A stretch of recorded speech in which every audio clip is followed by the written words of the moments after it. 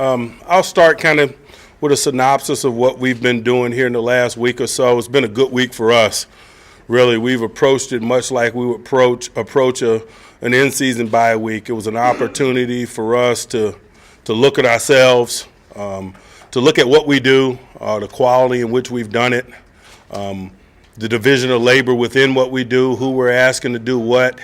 It was a great opportunity for us to take a step back from that perspective and really analyze ourselves in all three phases. Maybe that doesn't produce a lot of changes or personality changes, but it's still a good, healthy exercise nonetheless, to think critically about why you do what it is you do, the quality in which you do it, and the analysis of that, and how you divide the labor up.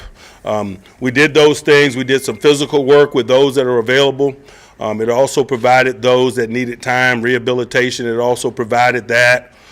Some of the veteran players didn't take as many physical reps.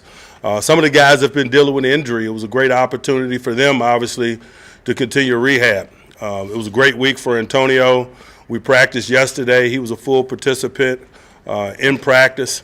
We're excited about where he is. Obviously, we'll continue to monitor his participation throughout the week and really gauge his availability based on that.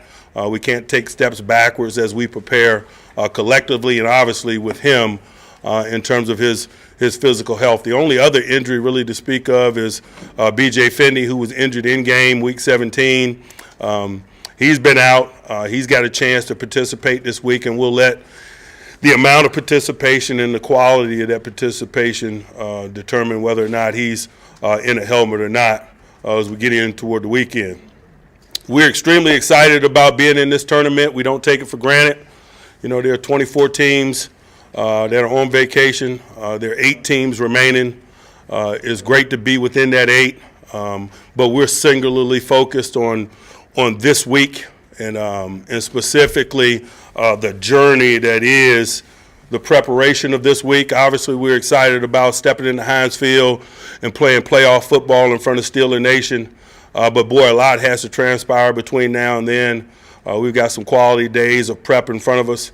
Obviously, we're playing a good team in Jacksonville Jaguars, so we're going to utilize that time well. I'll spend some time talking about Jacksonville, and then I'll open it up for questions. You look at Jayville, obviously, if you look at them from an offensive perspective, they're the #1 rushing team in the NFL. They ran the ball extremely effectively against us last time. Leonard Fournette was central to that. But, you can fool yourself if you just only committed to stopping him. They are the #1 rushing team in football.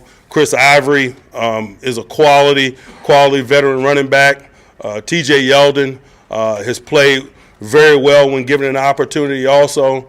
And Blake is extremely mobile, and his mobility is a factor in the game, whether it's by design, which they have several things to keep you off balance on first and second down, but he also does a great job of creating his plays break down on possession downs with his legs.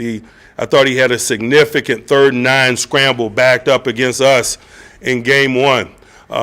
Like I mentioned, they are the #1 rushing team in football. Leonard Fournette is the featured guy in terms of that. He's a 1,000-yard rusher.